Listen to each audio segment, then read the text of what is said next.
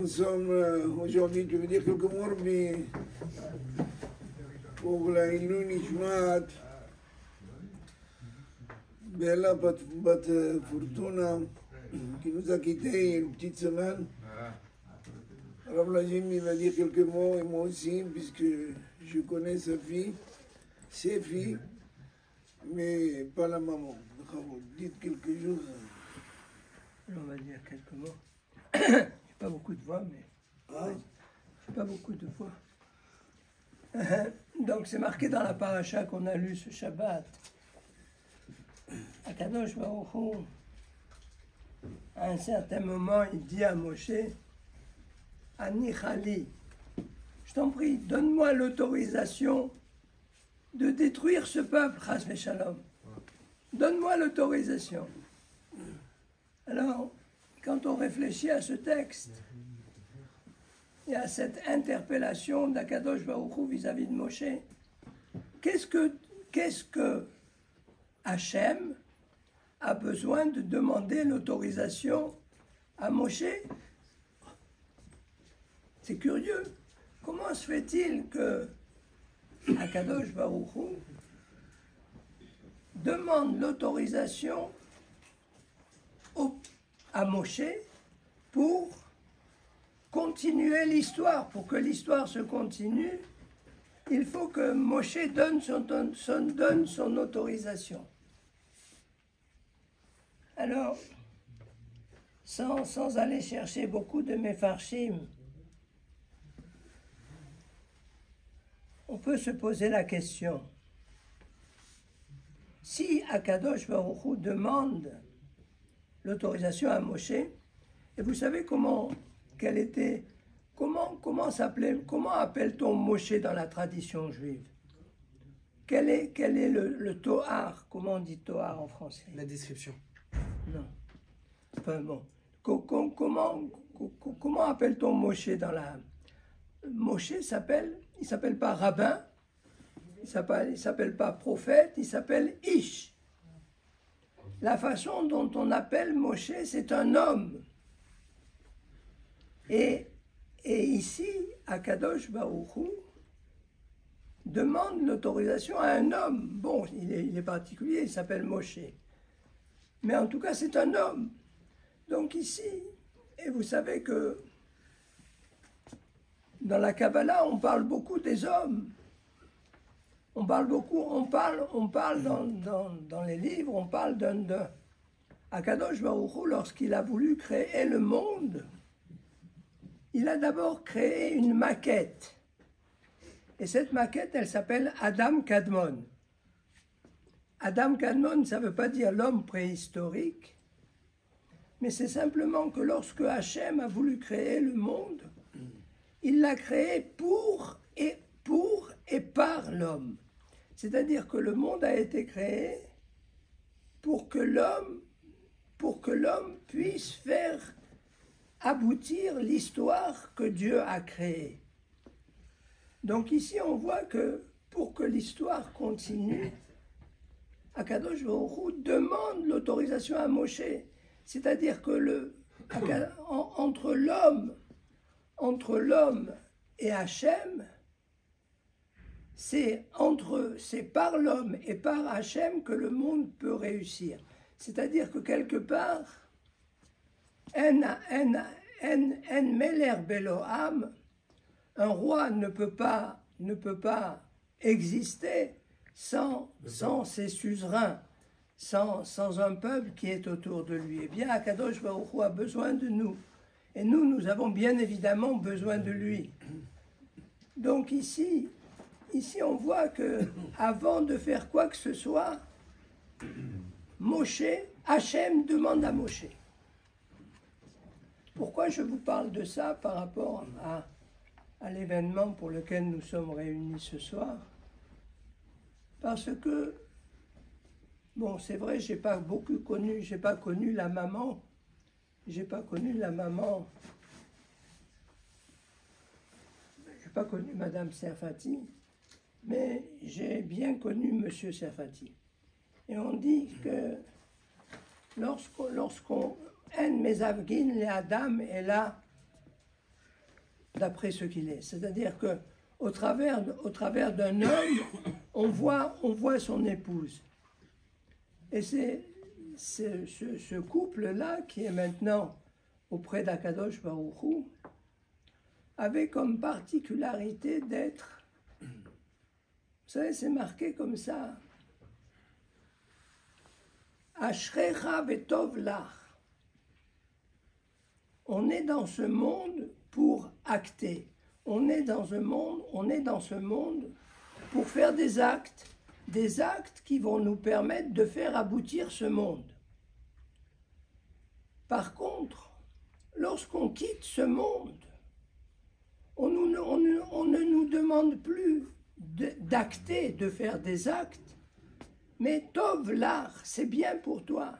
C'est-à-dire que lorsqu'on a identifié sa vie au travers de cet homme, de la responsabilité humaine vis-à-vis de nous-mêmes et vis-à-vis d'Hachem et vis-à-vis du monde qui nous entoure, et lorsqu'on a agi de façon exemplaire, comme c'était le cas, eh bien, Vetov l'art, il n'y a pas de doute que là où elle est maintenant, elle pourra intercéder pour nous-mêmes, pour le peuple juif et pour ces deux filles qui, j'espère, continueront d'aller dans le même sens, j'en suis absolument certain. Maaseh Avot Siman Labanim, vous savez, on dit que lorsqu'on voit les enfants, au travers des enfants, on voit les parents. Donc, qu'ils aillent, c'est vrai que physiquement ils ne sont plus là, mais par la façon dont ils ont vécu, ils sont pour nous un modèle, et c'est toute une histoire qu'il y a à mener autour de ces personnes. Voilà. Toar, c'est le titre. Je vais Si, j'ai cherché sur Internet. essayer de continuer dans la même direction. Abraham Avinu dans le Sefer Bereshit, Abraham, qu'est-ce qu'on lui dit, Lech Lecha. Lech Lecha מארצך ומולדתך בית אביך אל הארץ אשר אראך. Quitte ton pays. La première question qu'Abraham il devait poser à Kadosh Baruch Hu, mais où? Quelqu'un il a sa maison, il a sa couette, son lit, son frigidaire rempli, tu lui dis quitte. Quitte où? Et la haaretz asher areka. Là où je vais te montrer, là où je vais te guider, Abraham Avinu ne pose pas de questions, il sort. Dieu lui montre quoi? Eretz Israël, Beersheba. Il veut s'installer, la famine, il n'y a rien à manger. La première ou la deuxième question, mon Dieu, qu'est-ce que tu as fait? Tu me dis, va, j'y vais, il n'y a même pas quoi manger. Il entend que en Égypte, il y a quoi faire, il y a à manger. Il prend sa femme, vous connaissez l'histoire.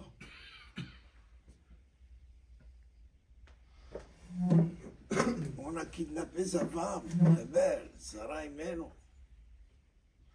Une des plus belles femmes, c'était Sarah. On l'amène où? Au royaume.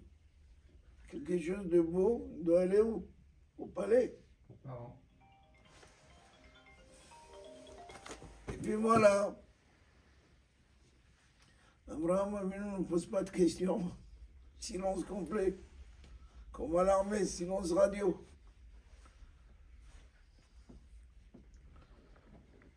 Et puis Dieu frappe le roi et tout son royaume. par une maladie très très lourde. Des racontes, ça s'appelle. Oh, il ne pouvait plus ni boire, ni manger, ni aller aux toilettes. Tout est fermé.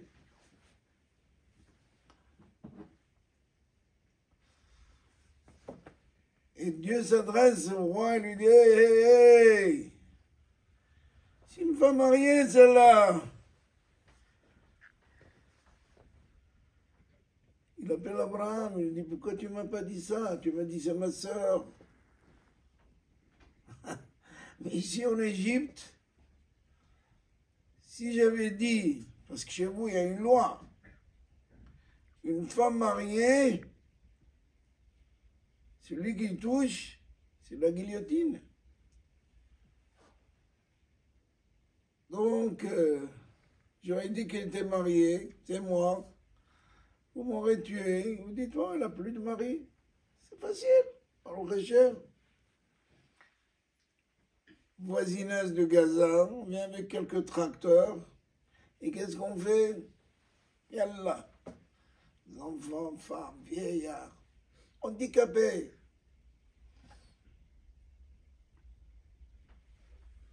Il n'y a pas de loi. Amalek, il n'a pas de loi. Il n'existe pas chez lui de loi. Sauf Abraham, il sort de là-bas, riche, beaucoup de biens, il retourne chez lui. Mais il ne pose pas de questions. Abraham, par la suite, donne à qui? Yitzhak. Abraham, Yitzhak, Yaakov, Israël. Yitzhak, le fils. Vous connaissez l'histoire d'Yitzhak, sacrifié, était sauvé.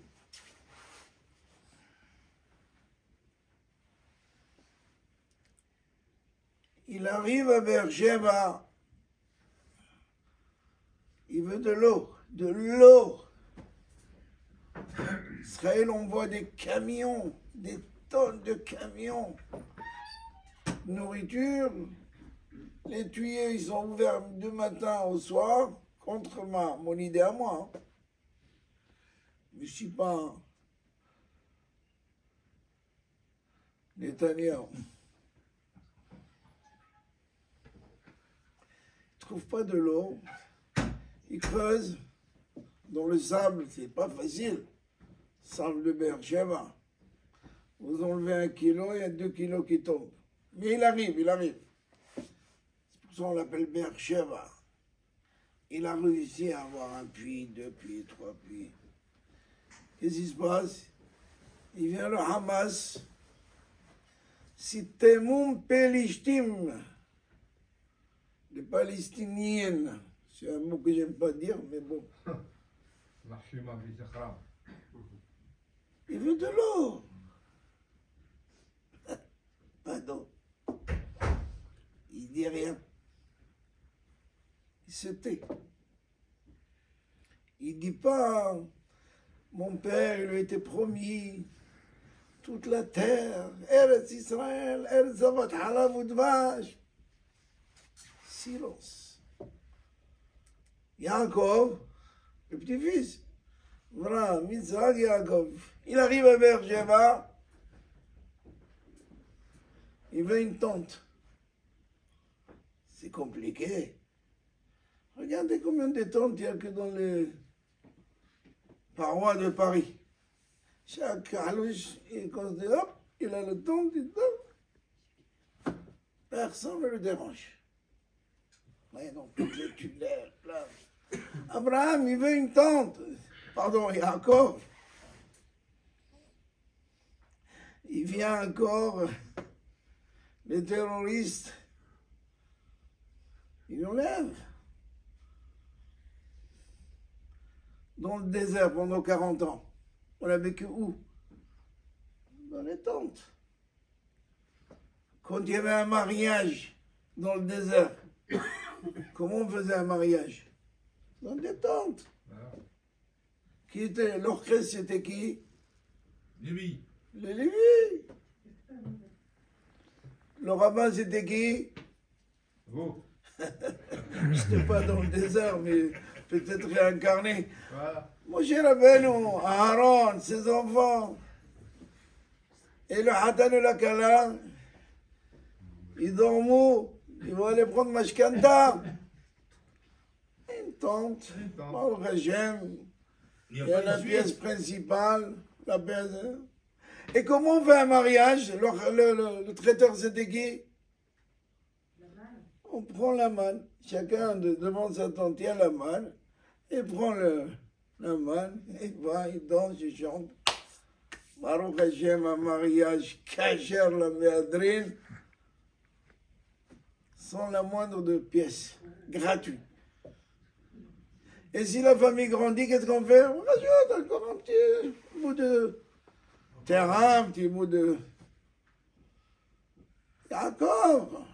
Avant cela, il veut une tente, il n'y a pas. Il vient, les terroristes, il lui enlève. Il dit rien, se tait. C'est ce qui a fait de nous un peuple. C'est pas moi, Dieu l'a tiré une carte. Il y a un peuple, plutôt. Un travail d'Abraham, d'Isaac, Yaakov, d'Israël, Lavan, Racha,